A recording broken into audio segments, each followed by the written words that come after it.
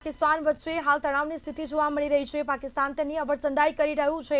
પાકિસ્તાને પંજાબના અમૃતસરમાં drone launch કર્યા હતા, જેમાં બાઇકર YAHA કામિકાઝે ડ્રોન લોન્ચ કરવામાં આવ્યા હતા, તેને તોડી પાડવામાં આવ્યા છે। હુમલા પંજાબના રહેણાંક વિસ્તારો જોખમમાં મુકાયા છે। રહેણાંક વિસ્તારો છે તે જોખમમાં મુકાયા છે। આર્મી એર ડિફેન્સ ગન દ્વારા આ પ્રયાસને નિષ્ફળ બનાવવામાં આવ્યો છે। તો ડ્રોન હુમલાને હવામાં જ નષ્ટ કરી દેવામાં આવ્યો છે। જે ડ્રોન હુમલો કરવામાં આવ્યો હતો, પાકિસ્તાને જે તેની અવરચંડાઈ કરી છે, જે ડ્રોન અને મિસાઇલો છોડવામાં આવ્યા છે, તેને હવામાં જ તોડી પાડવામાં આવી રહ્યા છે। પાકિસ્તાને પંજાબના અમૃતસરમાં જે ડ્રોન હુમલો કર્યો છે તે ડ્રોન તોડી પાડવામાં આવી રહ્યા છે। પાકિસ્તાનની નાપાક હરકતો જોવા મળી રહી છે અને જ્યાં ને ત્યાં પાકિસ્તાન છે જે હુમલાઓ કરી રહ્યું છે। ભારતના જે રહેણાંક વિસ્તારો છે, એટલે કે જે બોર્ડરના ગામડાઓ છે કે પછી જિલ્લાઓ છે, ત્યાં મિસાઇલોને ડ્રોન છોડવામાં આવી રહી છે, નાગરિકોને નુકસાન પહોંચાડવામાં આવી રહ્યું છે અને તેના જ કારણે નાગરિકોમાં પણ હાલ ડરનો માહોલ જોવા મળ્યો છે। પરંતુ નાગરિકોએ કોઈ ગભરાવાની જરૂર નથી।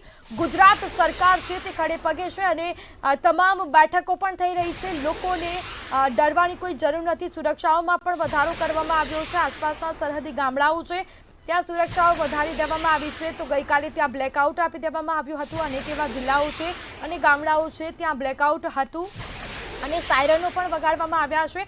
બસ તમારી ઘરની બહાર ન નીકળવું અને તંત્ર જે રીતે સૂચનો આપે છે તેમને તે રીતે તમારે કામગીરી કરવાની રહેશે। વગર કામનું ઘરની બહાર ન નીકળવું કે પછી તમારી બાલ્કનીની બહાર પણ ન ઊભું રહેવું। પાકિસ્તાન છે તે ગમે ત્યારે તેની અવરચંડાઈ કરે છે અને ડ્રોન મિસાઇલોથી હુમલો કરે છે। ડરવાની જરૂર નથી। ભારતીય સેના તેનો જડબાતોડ જવાબ આપી રહી છે। ડ્રોન અને જે મિસાઇલો હવામાં છોડવામાં આવી રહ્યા છે અને હવામાં જ ભારતીય સેના તેનો નષ્ટ કરી રહી છે। આ ફોટો પરથી આપ અંદાજ લગાવી શકો છો। આ જે ફોટો અમે આપને બતાવી રહ્યા છીએ તેના ઉપર આ જે ડ્રોન અને મિસાઇલો છોડવામાં આવી હતી તેને તોડી પાડવામાં આવી છે। આ ડ્રોન હુમલાને હવામાં જ તોડી પાડવામાં આવ્યો છે। જે હુમલાનો પ્રયાસ કર્યો છે પાકિસ્તાને તે નિષ્ફળ થયો છે।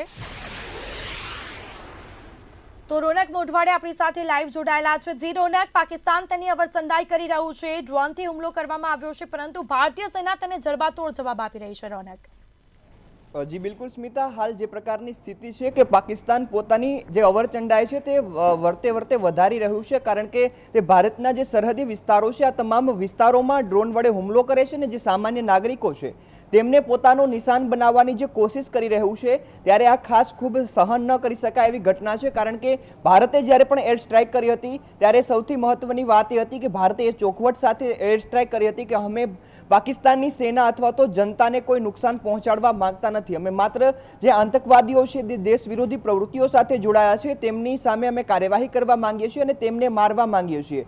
પરંતુ જે પાકિસ્તાનની સેના છે, પાકિસ્તાનની સરકાર છે, તે પોતાની જે આ નાપાક હરકતો છે, જે ભારતીય જે સામાન્ય નાગરિકો છે તેમની પર હુમલો કરી તેમને નુકસાન પહોંચાડવાની જે આ કોશિશ કરી રહ્યું છે તે ખૂબ જ નિંદનીય છે અને આનું સહન પણ નહીં કરી લેવાય। અને આપણી સેનાની જે સતર્કતા છે, જે આપણી ડિફેન્સ સિસ્ટમ છે, તેના કારણે આ તમામ જે ડ્રોનના હુમલાઓ છે તેને નિષ્ફળ બનાવવાના તમામ પ્રયત્નો થઈ રહ્યા છે અને જે તમામ મોટાભાગના હુમલાઓ છે તેમને નિષ્ફળ પણ બનાવી દેવાયા છે અને ક્યાંય પણ આપણા જે નાગરિકો છે, આપણી સરહદમાં છે, આપણી કોઈ પણ વ્યક્તિને નુકસાન પહોંચ્યું નથી। આપણી સિસ્ટમ દ્વારા તે તમામ ડ્રોનને હવામાં જ તોડી પાડવામાં આવે છે, પરંતુ પાકિસ્તાન આ જે નાપાક હરકતો છે બંધ નથી કરતું। આ એક ખૂબ મહત્વની બાબત છે। જી વાત કરવામાં આવે રોનક, તો નાગરિકોના જે વિસ્તારો છે ખાસ કરીને ત્યાં જે પ્રયાસ કરવામાં આવી રહ્યા છે, ડ્રોન છોડવામાં આવી રહ્યા છે અને તે હુમલો છે અત્યારે નિષ્ફળ નીવડ્યો છે, પરંતુ નાગરિકો ક્યાંક ને ક્યાંક ડરેલા છે। રોનક જી બિલકુલ સ્મિતા, આ પરિસ્થિતિ એવી છે કે ક્યાંય ને ક્યાંય નાગરિકોમાં થોડો ડરનો માહોલ હોય છે, પરંતુ જે આપણા આર્મીના જવાનો છે તે સંપૂર્ણ સતર્કતા સાથે પોતાનું કાર્ય કરી રહ્યા છે અને કોઈ પણ નાગરિકને નુકસાન ન પહોંચે તે માટે તમામ તૈયારીઓ સાથે આગળ વધી રહ્યા છે।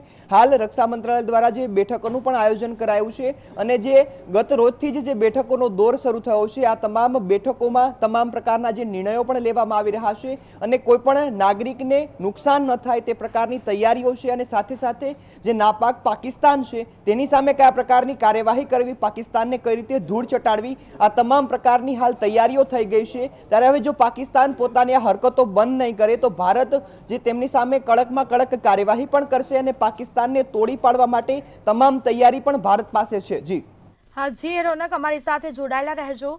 તો જે રીતે પાકિસ્તાન તેની અવરચંડાઈ કરી રહ્યું છે, પાકિસ્તાને પંજાબના અમૃતસરમાં જે ડ્રોન છોડ્યા છે અને જે મિસાઇલો છોડવામાં આવી છે તે ડ્રોન લોન્ચ કર્યા હતા તેને તોડી પાડવામાં આવ્યા છે.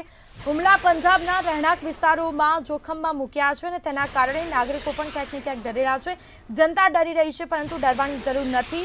તમામ પ્રકારની વ્યવસ્થાઓ કરવામાં આવી રહી છે. સાયરનો વાગી રહ્યા છે અને સાયરન જ્યારે વાગે ત્યારે લોકો સચેત રહે, ઘરની બહાર ન નીકળે. ખાસ કરીને જે રીતે પાકિસ્તાન તેની નાપાક હરકત કરી રહ્યું છે, ભારત તેને એક મિસાઇલ અને ડ્રોનનો જડબાતોડ જવાબ આપશે.